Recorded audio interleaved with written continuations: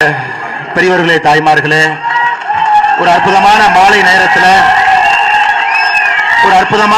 நேரத்தில்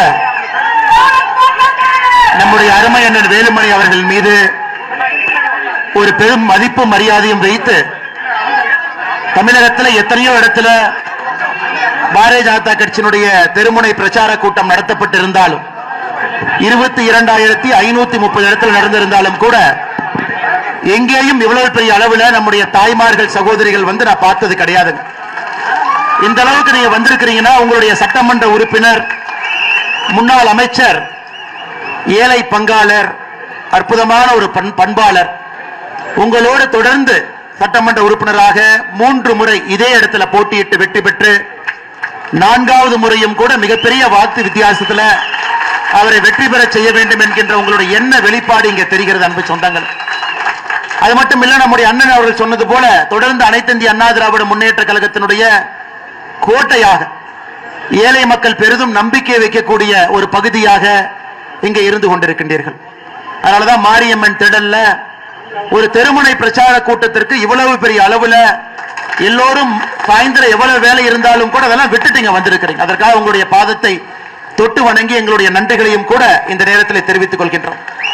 அதே போல அனைத்து இந்திய அண்ணா திராவிட முன்னேற்ற கழகத்தினுடைய அந்த பகுதியினுடைய மாவட்ட துணை செயலாளர் அருமையண்ணன் செல்வதுரை அவர்கள், கட்சியினுடைய மூத்த தலைவர் அவர்கள் என்னோடு இருக்கின்றார்கள்.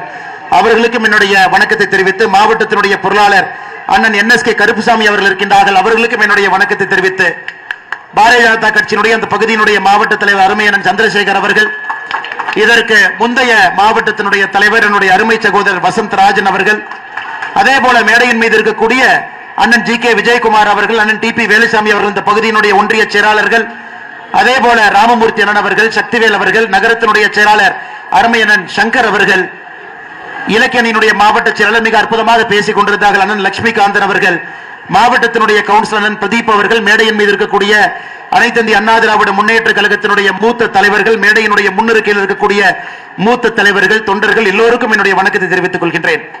அதே போல பாரதிய ஜனதா கட்சியில் இணைந்திருக்கக்கூடிய முன்னாள் சட்டமன்ற உறுப்பினர் அண்ணன் சின்ராஜ் அவர்கள், அம்மா மக்கள் முன்னேற்ற கழகத்தினுடைய மாவட்டத்தினுடைய செயலாளர் அண்ணன் SR சதீஷ்குமார் அவர்கள் இருக்கின்றார்கள், அவர்களுக்கும் என்னுடைய வணக்கத்தை தெரிவித்து, ராஜகோபால் அண்ணன் சுந்தரராஜ் அவர்கள் பேச்சாளர் இருக்கின்றார்கள், அவர்களுக்கும் என்னுடைய வணக்கத்தை தெரிவித்து, பாரதிய ஜனதா கட்சியினுடைய சட்டமன்றத்தினுடைய அமைப்பாளர் அண்ணன் மாரிமுத்து அவர்கள், இணை அமைப்பாளர் கரு முத்தண்ணன் அவர்கள், மண்டல் தலைவர் அண்ணன் சம்பத்குமார் அவர்கள், கதிர்வேல் அவர்கள், பெரியதேவ அவர்கள், சவுந்தரராஜன் அவர்கள், வெள்ளியங்கரி அவர்கள், பாஸ்கரன் அவர்கள், ஜெயபிரகாஷ் அவர்கள், செந்தில் அவர்கள் மிகச் சிறப்பாக நம்ம எல்லாம் இந்த பகுதியில் ஒருங்கிணைத்து இந்த கூட்டம் நடப்பதற்கு ஒரு முக்கிய காரணமாக இருக்கக்கூடிய அண்ணன் குழந்தைவேல் அவர்கள், மேடையின் மீது இருக்கக்கூடிய எல்லா பாரதிய ஜனதா கட்சியினுடைய அருமை தலைவர்கள், தொண்டர்கள் எல்லோருக்கும் என்னுடைய மாலை வணக்கத்தை தெரிவித்துக் கொள்கின்றேன்.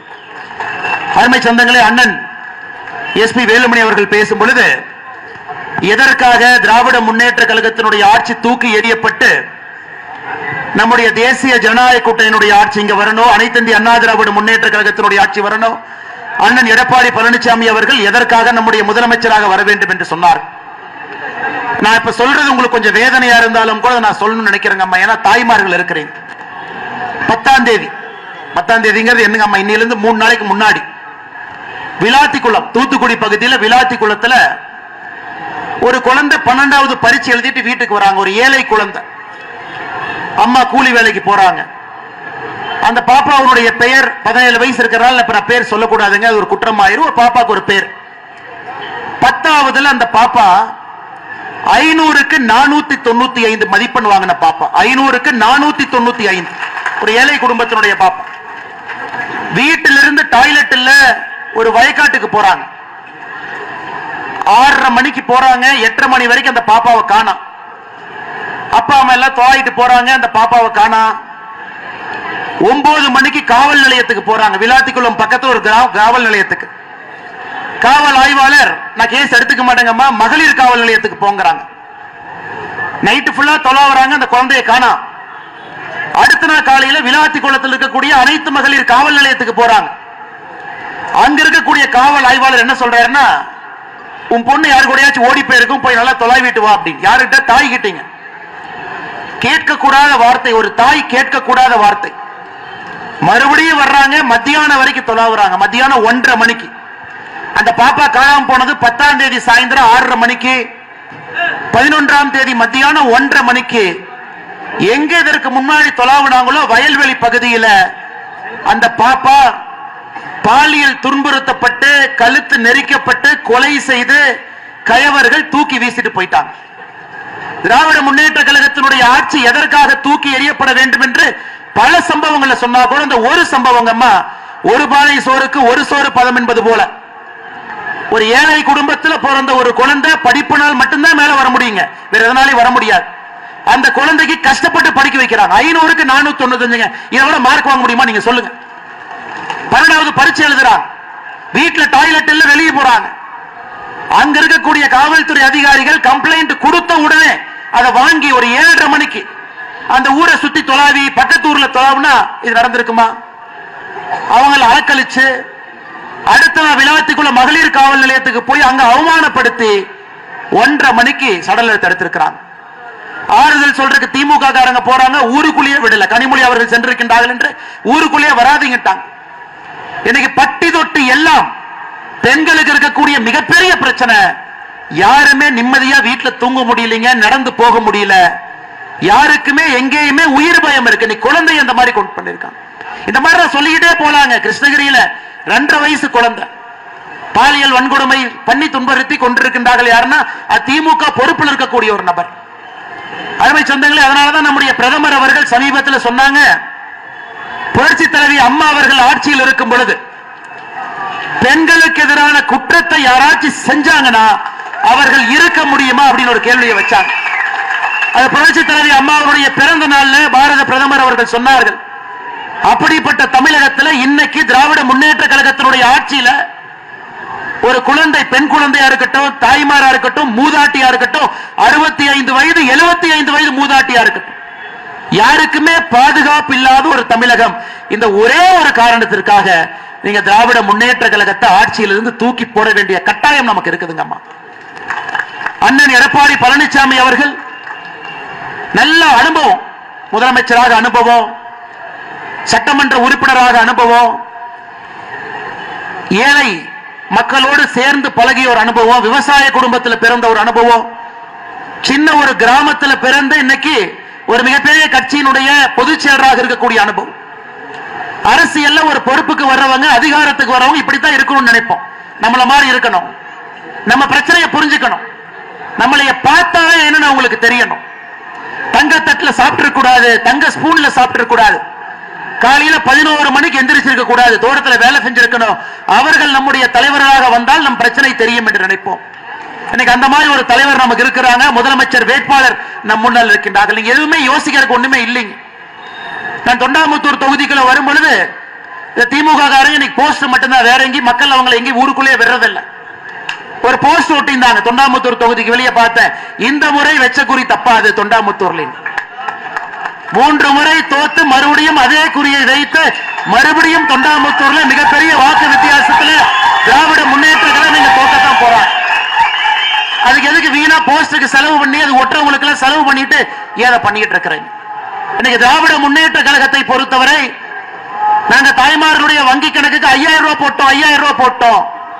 இது ஒரு படத்துல ஜனகராஜன் ஒரு டவுன் பஸ் ஏற போற, எதுக்கு நீங்க சந்தோஷமா இருக்கீங்கன்னா என் பொண்டாட்டி ஊருக்கு போயிட்டு அதனால நான் சந்தோஷமா இருக்கிறேன். அந்த மாதிரி இல்லைங்க. இன்னைக்கு தாய்மார்களுக்கு தெரியும், இன்னைக்கு அதனால தாய்மார்கள் சந்தோஷமா இருக்கிறாங்க. 5000 ரூபாய் அக்கௌண்ட்டுக்கு வந்துருச்சு, எங்களுக்கு ஓட்டு போட போறாங்க. எந்த தாய்மார்களும் சந்தோஷமா இல்ல, அவங்களுக்கு வர வேண்டிய பணம் வங்கி கணக்குக்கு வந்திருக்கு, அவ்வளவுதான். உங்க பணம் உங்க வங்கி கணக்குக்கு வந்திருக்கு. இதுல சந்தோஷப்படுறதுக்கு ஒண்ணு இல்லைங்களேங்கம்மா. 28 மாதம் பணம் கொடுக்காம, 28 மாதம் பணம் கொடுக்காம சட்டமன்றத்தில் நம்முடைய சட்டமன்ற உறுப்பினர்கள் எல்லாம் சண்டை போட்டு 29வது மாசத்துல 1000 ரூபாய் கொடுத்து இன்னைக்கு 32 மாசத்துக்கு 32,000 ரூபாய், பொங்கலுக்கு 5000, மொத்தமா திராவிட முன்னேற்ற கழகம் இந்த ஆட்சியில உங்களுக்கு 5 ஆண்டுகள்ல கொடுத்த பணம் என்பது 37,000. 1825 நாளுங்கம்மா. கணக்கு போட்டு பார்த்தா ஒரு நாளைக்கு 20 ரூபாய் கொடுத்திருக்காங்க. ஒரு நாளைக்கு 20 ரூபாய் உங்களுடைய வங்கி கணக்கு கொடுத்திருக்காங்க. ஒரு நாளைக்கு 20 ரூபாய். எதுக்கு திமுக காரங்க கொக்கரிச்சிட்டு இருக்காங்கன்னு எனக்கு தெரியலீங்க. ஆனா இன்னைக்கு 28 மாதமும் வர வேண்டிய பணம் வரல. அண்ணன் எடப்பாடி பழனிசாமி அவர்கள் சொன்னது போல நாம் ஆட்சிக்கு வந்தவுடன் 1,30,00,000 தாய்மார்களுக்கு ஏன் இன்னும் அதிகமாக, நிறைய தாய்மார்கள் அவங்க சேர்த்தவே இல்லை, அவர்களுக்கு 1000 ரூபாயிலிருந்து 2000 ரூபாயாக உயர்த்தப்படும் என்கின்ற தேர்தல் வாக்குறுதி. அது மட்டும் இல்லைங்கம்மா, 5 வருஷமா கஷ்டப்பட்டீங்க. கரண்ட் பில்லு கட்டாத பில்லே கிடையாது. பால் பில்லு, சொத்து வரி என்னென்ன இருக்குதோ எல்லாத்தையும் புடுங்கி பிசைந்திருக்கின்றார்கள். அதனால் ஒரு குடும்பத்திற்கும் ஆட்சிக்கு வந்தவுடன் தேசிய ஜனநாயக கூட்டணி நம்ம தேர்தலில் வெற்றி பெற்று ஆட்சிக்கு வந்தவுடன் முதல் நாள் நம்முடைய தாய்மார்களுக்கு வங்கி கணக்குக்கு 10,000 ரூபாய் உங்களுடைய வங்கி கணக்குக்கு வர இருக்கு. எனக்கு புரியலைங்க, திமுக காரங்க எந்த உலகத்தில் வாழ்ந்து கொண்டிருக்கின்றார்கள்? 5000 ரூபாய் கொடுத்துட்டோம், அதனால தாய்மார்கள் ஓட்டு போடுவாங்க.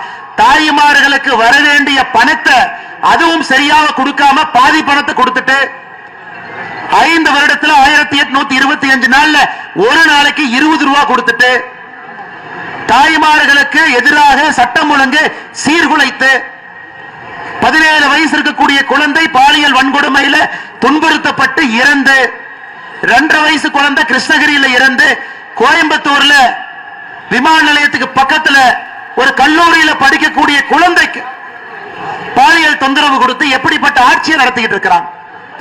அருமை சொந்தங்களே, இந்த முறை எந்த காரணத்திற்கும் கூட நீங்க தொண்டாமுத்தூர்ல கண்டிப்பா திமுக அந்த தொகுதி பக்கமே நீங்க விட போறது இல்ல. இருந்தும் நாம பொதுப்படையாக சொல்லுகின்றோம், தமிழகத்தில் 234 தொகுதியிலும் நாம திராவிட முன்னேற்ற கழகத்துக்கு எங்கேயாச்சும் ஓட்டு போட்டுட்டோம்னா நம்முடைய தலையின் மீது நாமே மண்ணை அள்ளி போடுவது போல் ஆகிவிடும். நல்லா இருக்கக்கூடிய குடும்பத்தை நாமளே கெடுத்த மாதிரி ஆயிருங்க. அதனால் நம்முடைய தாய்மார்கள் சகோதரிகள் எப்பவுமே இவங்க தான், தாய்மார்கள் தான் அரசியல் திசையை மாத்துவாங்க, அரசியல் களத்தை மாத்துவாங்க. யார் ஆட்சிக்கு வர முடியும் என்கின்ற தீர்மானத்தை தாய்மார்கள் முதல்ல எழுதுவாங்க. ஏழை தாயா இருக்கலாம், கூலி வேலை செய்யக்கூடிய தாயா இருக்கலாம், 100 நாள் வேலை வாய்ப்புக்கு செல்லக்கூடிய தாயா இருக்கலாம். நீங்க தீர்மானம் பண்ணிட்டீங்க, இந்த முறை நமக்கு திராவிட முன்னேற்ற கழகத்தினுடைய ஆட்சி வேண்டாம். பொய்யா பேசுறாங்க, அந்த பொய்யை சரி செய்வதற்கு நமக்கு நேரம் போயிடும். ஆட்சிக்கு வந்துட்டா 100 நாள் வேலை வாய்ப்பு திட்டத்தை நிறுத்தி விடுவார். சகோதரி, உங்களுக்கு தெரியும், மோடி ஐயா பாராளுமன்றத்தில் 1 மாதத்திற்கு முன்பு சொல்லி இருக்கின்றார்கள், இன்றையிலிருந்து 100 நாள் வேலை வாய்ப்பு திட்டம் என்பது இந்தியா முழுவதுமே 125 நாளாக உயர்த்தி இருக்கின்றார்கள் மோடி ஐயா. இப்ப எடப்பாடி என்ன இன்னும் ஒரு படி மேல. நாம ஆட்சிக்கு வந்தவுடன் தமிழகத்தில் 125 நாளாக மத்திய அரசு அறிவித்த 100 நாள் வேலை வாய்ப்பு திட்டத்தை 150 நாட்களாக நாம் உயர்த்திருக்கின்றோம். எல்லோருக்கும் எல்லாம் என்கின்ற அடிப்படையில் நம்முடைய தேர்தல் வாக்குறுதியா இருக்கட்டுங்க, நம் மக்களுக்கு செய்யக்கூடிய பணிகளாக இருக்கட்டும், நம் மக்களை பார்த்துக் கொள்ளக்கூடிய விதமாக இருக்கட்டும், எல்லா மக்களையும் அரவணைத்து எடுத்துச் செல்ல வேண்டும் என்று நினைக்கின்றோம். தமிழகத்தில் இருக்கக்கூடிய நாம் எல்லோரும் ஒரே குடும்பம். திராவிட முன்னேற்ற கழகத்தை பொறுத்தவரை அவங்களுக்கு ஒரே ஒரு குடும்பம், அது சபரீஷன் அவருடைய குடும்பம், உதயநிதி ஸ்டாலினுடைய குடும்பம், வேற யாரும் அவங்க குடும்பம் கிடையாது. அதனால அருமை சொந்தங்களே, என்ன நம்மளை ஏமாத்த பார்த்தாலும், என்ன பொய்யை சொன்னாலும், எந்தவித அபாண்டமான குற்றச்சாட்டை வைத்தாலும் நாம் ஒரு அணியில் இருக்க வேண்டும். அது நம்முடைய அணி, அது நல்லவர்களுக்கான அணி, அது தமிழ்நாட்டுக்கான அணி, அது தேசிய ஜனநாயக கூட்டணியினுடைய அணி. அருமை சொந்தங்கள், அது மட்டும் இல்லைங்கம்மா, சமீபத்தில் அனைத்து இந்திய அண்ணா திராவிட முன்னேற்ற கழகத்தினுடைய ஐடி விங் செயலாளர் தம்பி ஒரு வீடியோ எடுத்து போட்டிருந்தார். அந்த வீடியோ நானும் முகநூல் எடுத்து போட்டேங்கம்மா. நம்முடைய வடவள்ளி பகுதி, கோயம்புத்தூர் இருக்கக்கூடிய வடவள்ளி 36வது வார்டுல ஏழை மக்களுக்காக ஒரு ஆரம்ப சுகாதார நிலையத்தை கட்டியிருக்கிறாங்க. ஆரம்ப சுகாதார நிலையம். அந்த ஆரம்ப சுகாதார நிலையத்தில் வாரத்துக்கு 2 நாள் கர்ப்பிணி பெண்களுக்கு உதவி பண்ணணும், வாரத்துக்கு 2 நாள் சின்ன குழந்தைங்களுக்கு ஊசி போடுறதுக்கான ஒரு மையம். ஒரு திமுக காரன் குடும்பமா உள்ள போய் தங்கிட்டான். அதிமுக காரங்க வீடியோ எடுத்து போட்டாங்க. வடவள்ளியில 36வது வார்டுல பாருங்க, ஒரு திமுக பொறியாளர் அணி துணை அமைப்பாளர் ஷாம் சுந்தர் போய் தங்கி இருக்கிறார். கடைசியில் அதையெல்லாம் பிரச்சனை பண்ணி ஒரு ஆரம்ப சுகாதார நிலையத்தில் மக்களுக்காக கட்டப்பட்ட அந்த பகுதியினுடைய சட்டமன்ற அனைத்து இந்திய அண்ணா திராவிட முன்னேற்ற கழகத்தினுடைய சட்டமன்ற உறுப்பினர் அவர் நிதியில கட்டி திறக்கப்பட்ட ஒரு கட்டடம். இன்னைக்கு அரசாங்க கட்டடத்தை ஆக்கிரமிப்பு பண்றாங்க, அரசாங்க நிலத்தை ஆக்கிரமிப்பு பண்றாங்க. 2011 எப்படி புரட்சி தலைவி அம்மா அவர்கள் ஆட்சிக்கு வந்தவுடன் திமுக கார எங்கெல்லாம் நிலத்தை அடிச்சு பிடுங்கினாங்களோ அவர்களுக்காக ஒரு தனி இலாக்கா போட்டாங்க. அதே போல ஒரு தனி இலாக்கா போட வேண்டிய நிலைமை நமக்கு வந்துருச்சு. ஏழை தாயினுடைய வயிற்றிலே அடித்து பிடுங்கி அரசு சொத்தை அபகரித்து கொள்ளையடித்து ஊழல் செய்து இன்னைக்கு மக்களுக்கு சட்டம் ஒழுங்கு பாதுகாப்பு இல்லாத ஒரு தமிழகத்தை உருவாக்கி இருக்கக்கூடிய திராவிட முன்னேற்ற கழகத்தை நம்ம வீட்டுக்கு அனுப்ப வேண்டிய கட்டாயம் நமக்கு இருக்குங்கம்மா. நமக்கு இந்த ஆட்சி வேண்டாம், ஸ்டாலின் ஐயா வேண்டாம். 5 வருஷம் நம்ம பார்த்துட்டுங்க. தப்பி தவறி தான் அவரே வந்தாருங்க. 4 லட்சம் வாக்கு வித்தியாசம் தான். 2021 தேர்தலை மொத்தமா எடுத்துக்கிட்டீங்கன்னா அனைத்து இந்திய அண்ணா திராவிட முன்னேற்ற கழகம் தலைமையிலான தேசிய ஜனநாயக கூட்டணியும் திராவிட முன்னேற்ற கழக கூட்டணி அந்த பக்கம் பாத்தீங்கன்னா மொத்த தமிழ்நாட்டுக்கு சேர்த்து 4 லட்சம் ஓட்டு தான் வித்தியாசம். அது ஒரு பெரிய வித்தியாசம் கிடையாதுங்க. ஆனால் இந்த முறை எந்த காரணத்திற்கும் கூட திராவிட முன்னேற்ற கழகத்தை நாம் ஆட்சியில் விடக்கூடாது. அவங்க நமக்கு வேண்டாம், வெறும் பொய்யை மட்டும் சொல்றாங்க. இன்னைக்கு எதற்காக பாரதிய ஜனதா கட்சி நாம் எல்லோரும் ஒரே அணியில ஒருங்கிணைந்து அண்ணன் எடப்பாடி பழனிசாமி அவர்களை முதலமைச்சராக கொண்டு வர வேண்டும் என்று ஏன் பேசுகின்றோம்? ஏன்னா பாரத தலைவர் ஐயா நரேந்திர மோடி அவர்கள் உத்தரவு போட்டிருக்கிறாங்க. என்ன சொல்லியிருக்கிறாங்க? அதிமுக ஆட்சியில் இருந்த பொழுது இந்தியாவில் எங்கேயுமே 2016 இருந்து 21 வரை ஒரே நேரத்தில் 11 மருத்துவக் கல்லூரி ஒரே நேரத்தில் நம்ம கொடுக்கலீங்கம்மா. தமிழகத்துக்கு கொடுத்தோம், கேட்டு வாங்கினாங்க, சிறப்பா செஞ்சாங்க. நீலகிரியிலிருந்து கொங்கு மண்டலத்தில் 6 கல்லூரிகளை திறந்து இன்னைக்கு குழந்தைங்க எல்லாம் மருத்துவம் படிக்கிறாங்க. அதே போல அதிமுக அங்கே ஆட்சியில் இருந்த பொழுது மத்திய அரசுடைய திட்டங்கள் இங்கே முழுமையாக வந்துச்சு. இன்னைக்கு பிரதமர் வருத்தப்படுறாங்க, ஏழை மக்களுக்கு கொடுக்கக்கூடிய வீட்டு திட்டத்தை திராவிட முன்னேற்ற கழக அரசு முடக்கி இருக்கின்றார்கள் அப்படின்னு பிரதமர் குற்றம் சாட்டுறாங்க. பாருங்க, ஒரு நாட்டினுடைய பிரதமர் ஐயா மோடி அவர்கள் பொது மேடையில சொல்றாங்க, டெல்லியிலிருந்து நாங்கள் கொடுக்க வேண்டும் என்று நினைக்கின்றோம். தமிழக மக்களுக்கெல்லாம் கிராமப்புறத்தில் வீடு கொடுக்கணும்னு நினைக்கிறோம். அதையெல்லாம் முடக்கி வைத்திருக்கின்றார்கள். இந்த ஒரு காரணம், ஒரே ஒரு காரணம், மத்திய அரசுடைய எல்லா திட்டங்களும் மாநில அரசு மூலமாக தங்கு தடை இல்லாம மக்களுக்கு வந்து சேர வேண்டும் என்கின்ற ஒற்றை கருத்துல பாரதிய ஜனதா கட்சி இன்று அண்ணன் எடப்பாடி பழனிசாமி அவர்களை முதலமைச்சர் ஆக்கணும்.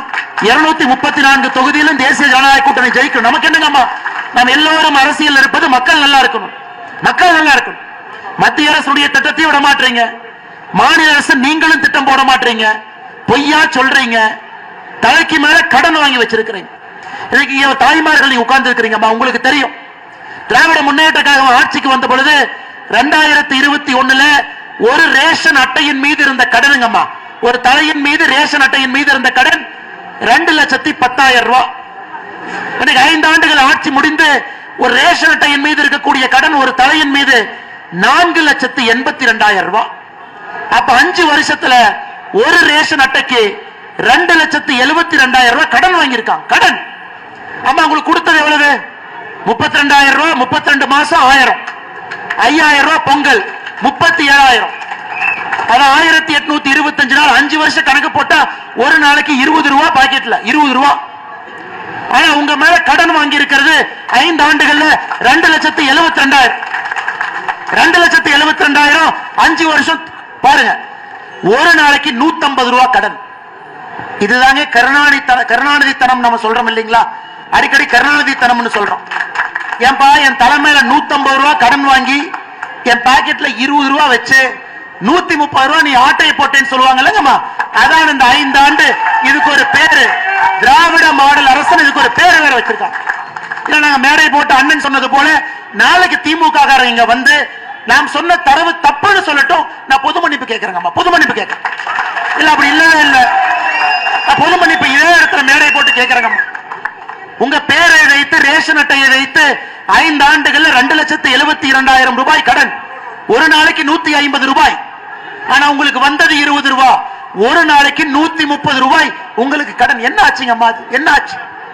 ஆனால் நம்முடைய ஆட்சி வந்த பிறகு இன்னைக்கு நாம மக்களுக்கு பல விஷயங்களை சொல்லி இருக்கின்றோம். 2,000 ரூபாய். இன்னைக்கு திமுக காரன் சொல்றான், இல்ல அதிமுக சொல்லுவாங்க செய்ய மாட்டாங்க. நம்முடைய ஆட்சி மகாராஷ்டிராவில் இருக்குதுங்கம்மா. இதற்கு முன்பு கூட்டணி ஆட்சி, இன்னைக்கு கூட்டணி ஆட்சியில் இருக்கும். அங்க மகாராஷ்டிராவில் ஒரு சகோதரிக்கு 2,100 ரூபாய் நம்முடைய அரசு கொடுக்குது. 2,100.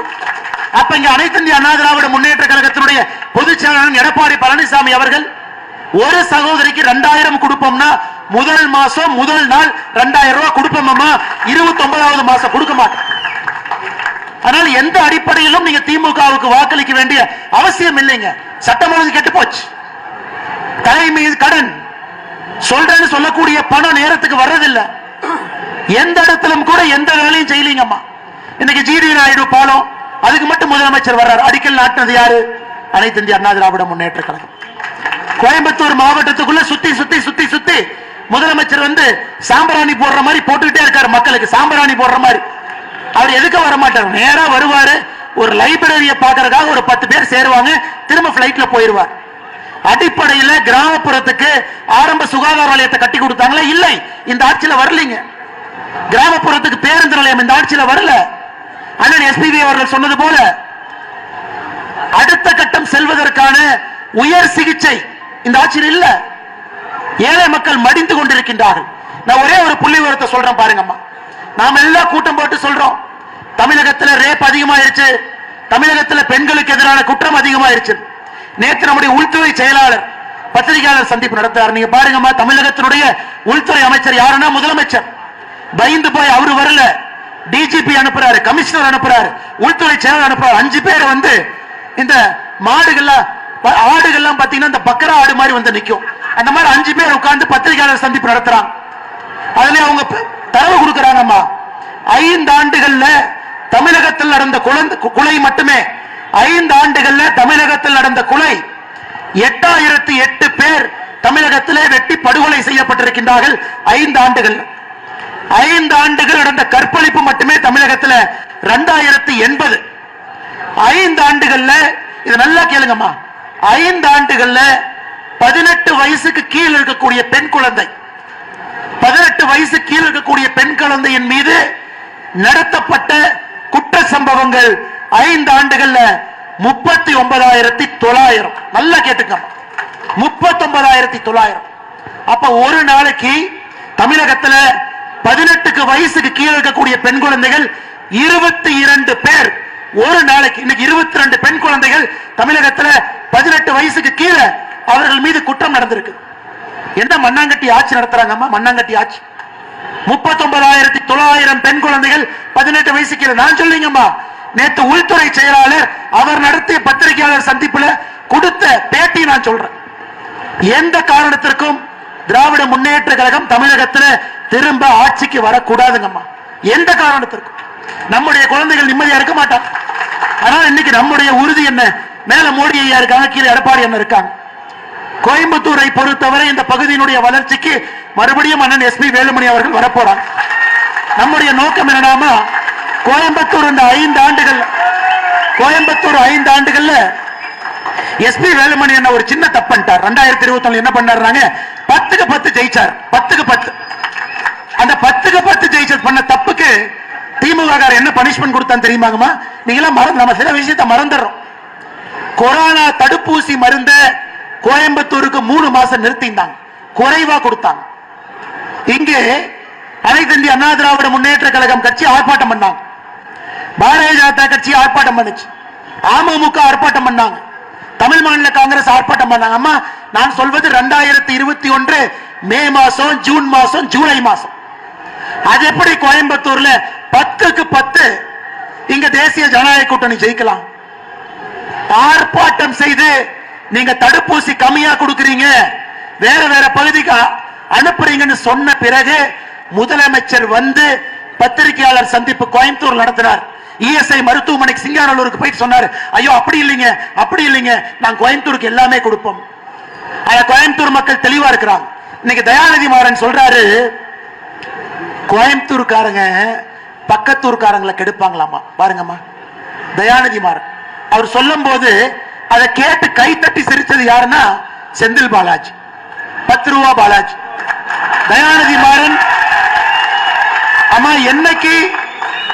என்னைக்கு கருணாநிதி அவர்கள் ஒரு முறை சொன்னார்கள், நெல்லை எங்கள் எல்லை, குமரி எங்கள் தொல்லை. அதாவது திருநெல்வேலி வரைக்கும் தான், கன்னியாகுமரிக்குள்ள நாங்க போக மாட்டோம். அன்றையிலிருந்து கன்னியாகுமரி திராவிட முன்னேற்ற கழகத்துக்கு இல்லை, அது காங்கிரஸ் கிட்ட இருக்கும், வேற கட்சி கிட்ட இருக்கும். நெல்லை எங்கள் எல்லை, குமரி எங்கள் தொல்லைனார். அன்னையோட கன்னியாகுமரி வெளியே போயிடுச்சு. திமுக காரன் ஓட்டு போட மாட்டேன். இன்னைக்கு தயாநிதி மாறன் சொல்லுகின்றார், கோயம்புத்தூர்காரங்க குசும்காரங்க பக்கத்தூர்காரங்களை கெடுப்பாங்க. கோயம்புத்தூர்காரர்கள் அவர்களும் வாழ்வார்கள், வெளியே இருந்து யார் வருகின்றார்களோ அவர்களையும் வாழ வைப்பார்கள் இந்த மண்ணிற்காக. அதற்கு நானே ஒரு உதாரணம். 2002 இந்த ஊருக்கு படிப்பதற்காக வந்த 23 ஆண்டுகளுக்கு முன்பு பொறியியல் படிப்பதற்காக இதே ஊரில் திருமணமும் செய்து கொண்டேன். கோயம்புத்தூரை பொறுத்தவரை அவர்களும் நன்றாக இருப்பார்கள், அடுத்தவர்களுக்கும் ஒரு வாய்ப்பு கொடுத்து வளர வைப்பார். இன்னைக்கு அந்த கட்சி எங்க வெல்லாமா? இப்படி சொல்றவங்களை வெல்லாமா? அதனால் நீங்கள் தயாநிதி மாறன் அவராக இருக்கட்டும், செந்தில் பாலாஜியாக இருக்கட்டும், இந்த ஊரினுடைய தன்மை ரொம்ப மரியாதை கொடுக்கிறவங்க கோயம்புத்தூர்காரங்க. ஒரு அடி அடிச்சா கூட ஏனுங்க அடிக்கிறீங்க அப்படிம்பாங்க, ஏனுங்க அடிக்கிறீங்க. அந்த அளவுக்கு மரியாதை தெரிந்த கோயம்புத்தூர்காரங்களுக்கு மரியாதை கொடுக்க தெரியாத திராவிட முன்னேற்ற கழகம் எப்பவும் வேண்டாம். மறுபடியும் இந்த முறை இந்த பகுதியில் 10க்கு 10 மறுபடியும் அண்ணன் வேலுமணி அவர்கள் போன முறை 10க்கு 10, இந்த முறை 10க்கு 10 நம்முடைய ஆட்சி. ஒரு பெரிய பொறுப்புல மாரியம்மனுடைய அருள் அண்ணன் எஸ்பி வேலுமணி அவர்கள் இந்த பகுதிக்கு மறுபடியும் வரட்டும்.